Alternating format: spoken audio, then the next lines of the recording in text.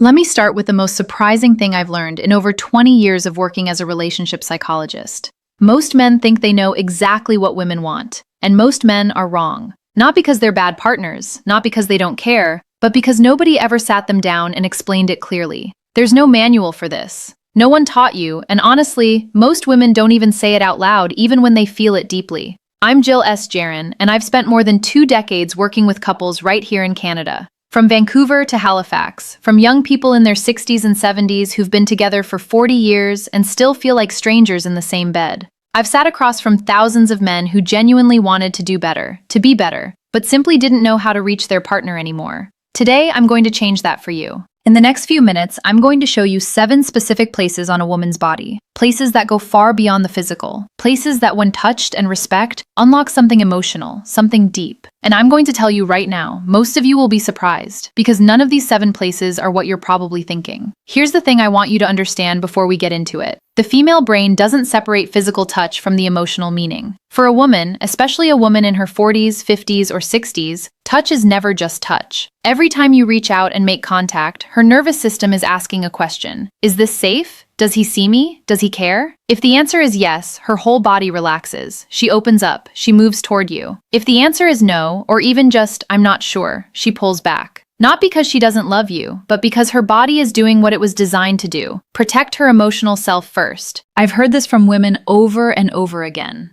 One of my clients, I'll call her Patricia, 58 years old, been married for 31 years. She told me something I'll never forget. She said, "Claire, I don't need him to be perfect. I just need him to slow down long enough to actually feel me. Not just touch me, feel me." That sentence right there, that's the whole lesson. So, let's get into it. 7 places, 7 opportunities to completely change the way your partner responds to you. Let's go. The first place is the back of the neck, right at the base of the hairline where it begins. This spot is one of the most underappreciated areas on a woman's body. Most men walk right past it, but this is where tension lives. This is where stress settles after a long day of carrying the weight of everything: work, family, worry, all of it. When a woman is stressed or disconnected, that tension pulls right here. Now here's what I want you to do. Not aggressively, not as a massage that says, "Let me fix you." Just the lightest touch. 2 or 3 fingertips, slow, no pressure, just warmth and presence. When you do this, something chemical happens. Her nervous system begins to downshift. Her breathing slows. The cortisol, that's the stress hormone, starts to ease. And in its place, oxytocin begins to rise. You might have heard oxytocin called the bonding hormone or the trust hormone. That's exactly what it is. And this spot behind the neck is one of the fastest ways to trigger it. She won't necessarily say anything. She might just go quiet. She might lean into it slightly. That silence isn't emptiness. That's her body saying, yes. The second place is the soft skin between the shoulder blades.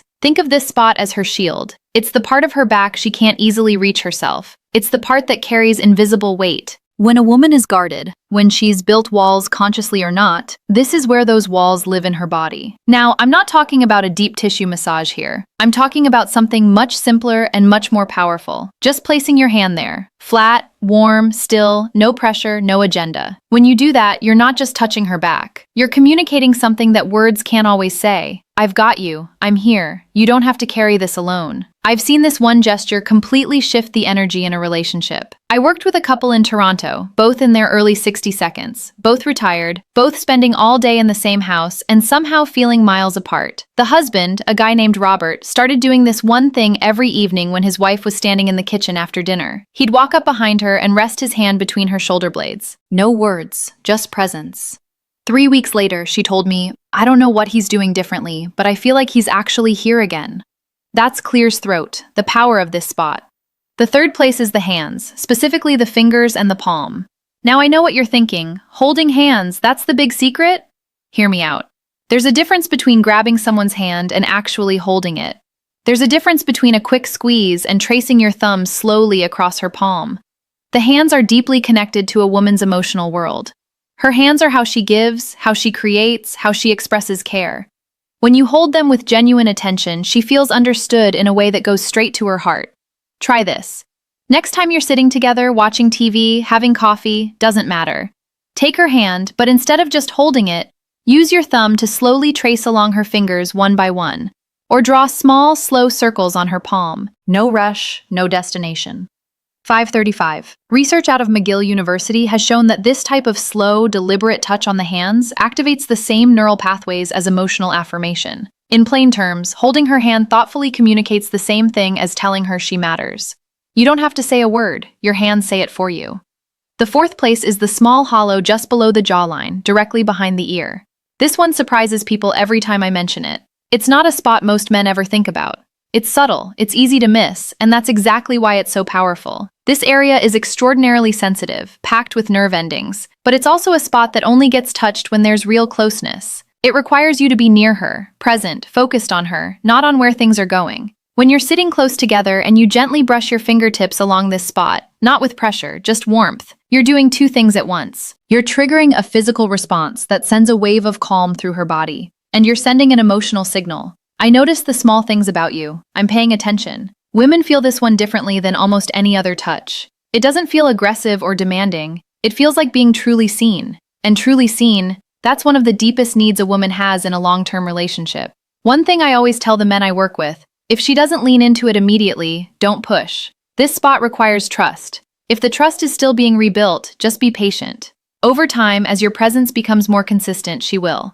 The fifth place is the inner thigh near the knee, far from any intimate area. Now, I want to be really clear about this one because the placement matters enormously. We're talking about the soft skin on the inside of the leg close to the knee, not higher, not rushing anywhere there. This area carries a lot of emotional weight for women, often without them even being consciously aware of it. A respectful, unhurried touch here communicates something very specific. Closeness without pressure, desire without demand. The key is rhythm, slow, even, like you have nowhere to be and nowhere to go. Like this moment is complete in itself. I've had women tell me that this kind of touch, when done with patience and respect, felt more intimate than anything else their partner had done in years, because it said something powerful without saying a word. I want to be close to you. I'm not rushing you. I'm just here. That message in a long-term relationship, especially as we get older, it can feel like water in a desert. The sixth place is the lower back, that hollow between the waist and the hips. The lower back is the physical center of a woman's body. It supports everything. It carries everything. And in most relationships, it goes completely untouched. When you place your gently on a woman's lower back, especially when you're standing behind her and your chest meets her back, something remarkable happens neurologically. The brain interprets that position as protection, as stability, as someone saying without words, "I'm behind you." Literally and figuratively, this isn't about control. It's about containment in the best sense. The kind that makes someone feel safe enough to let their guard down. I want you to think about the last time you stood close to your partner from behind and just rested your hand on her lower back. Not going anywhere, just there. If you can't remember the last time you did that, that's worth noticing. Try it this week, not as a technique, as a genuine expression of presence. Stand close, place your hand there, breathe.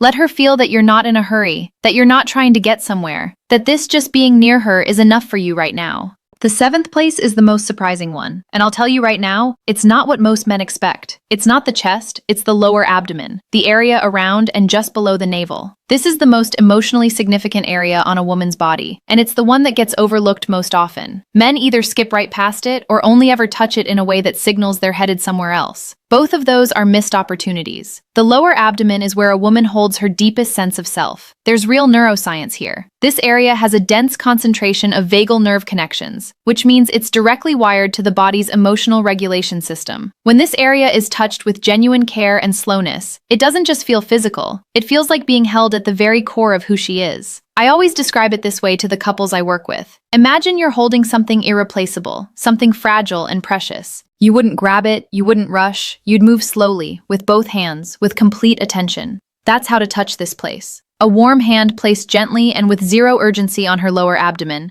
This signals something that words rarely accomplish. I trust you with all of me, and I hope you trust me with all of you. When a woman feels that her whole body responds, not because of technique, because of truth. Now, let me pull all of this together. 7 places. The back of the neck, the space between the shoulder blades, the hands, the hollow behind the ear, the inner thigh near the knee, the lower back, and the lower abdomen. None of these are secret, none of them are complicated, but I guarantee that most of you are not using them, not with the intention and the slowness they deserve. And here's why that matters. As 11:05, we get older. As relationships grow longer, a strange thing tends to happen. We stop reaching out, not because we've stopped caring, but because the daily routine takes over.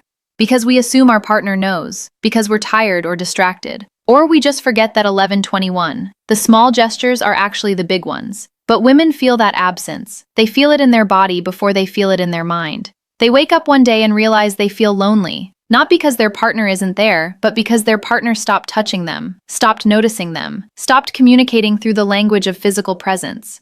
I think about a man I'll call David, 67, retired, based out of Edmonton. His wife had been increasingly distant for about 2 years. He came to see me convinced relationship was just running out of steam. Maybe this is just what happens. I asked him a simple question. When's the last time you touched her without wanting something in return? He thought about it for a long time. I can't remember, he finally said. That was the whole answer. 12:09. We talked about these 7 places. He went home. He started small, just a hand on the back of her neck while she was reading. Nothing more. No words, no agenda. She looked up at him, and for the first time in a long time, she smiled at him the way she used to. 12:25. 2 months later, he came back in and told me, she told me last week that she feels like I've come back to her, and honestly, I think I have. That's not magic. That's not a trick. That's simply the power of consistent, intentional, respectful physical presence. 12:41. Here's what I want you to take away from this. The problem in most long-term relationships isn't a lack of love. It's a lack of language. And I don't mean spoken language. I mean the language of touch. Slow, unhurried, genuine contact that says, I see you. I'm here. You matter to me. 13:01. Women, especially women in midlife and beyond, don't respond to urgency. They respond to attention. They respond to being noticed in the details. They respond to a hand that moves like it has all the time in the world, because being with her is the destination, not the starting point. And here's what the research consistently shows, and I've seen this play out in my own practice over and over again. Women have, on average, significantly more sensitive skin nerve receptors than men, particularly in the areas we talked about today: the neck, behind the ear, the fingers, and the lower abdomen. These zones aren't just physically responsive, they're emotionally wired. Touch in these areas triggers oxytocin release. Yes, but more than that, they trigger a felt sense of safety. And safety is the foundation of intimacy. You can't have one without the other. A study done up at the University of British Columbia looked at touch patterns in long-term couples and found that the couples who maintained regular, non-sexual physical contact, the kind that wasn't leading anywhere, just present and caring, reported significantly higher levels of emotional connection and relationship satisfaction, even when other areas of their relationship had challenges. The couples who had stopped that kind of contact, they consistently described feeling like roommates. Don't be roommates with the person you love.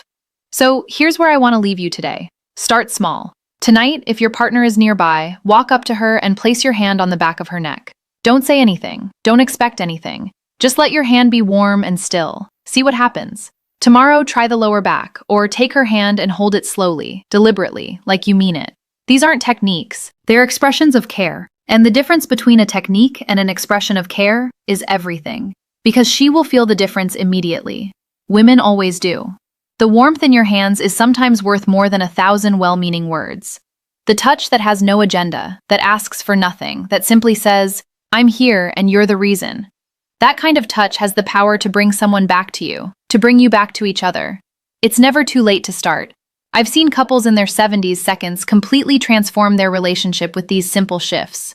I've seen women who had emotionally checked out start leaning back in. I've seen men who thought it was too late realize it wasn't even close to too late. You're watching this video. That already tells me something about you. You want to do better. You want to understand. You want your relationship to feel alive again, and it can. It will if you're willing to slow down, show up, and let your hands say what your words sometimes can't. Take care of each other. I mean that. If this resonated with you, please subscribe and hit the notification bell so you don't miss what's coming next. Every week at 9:33 seconds at a note, jump to 1547, share real practical insights from over 20 years in relationship psychology. No fluff, no filler, just what actually works. I'm genuinely grateful you are here today. See you in the next one.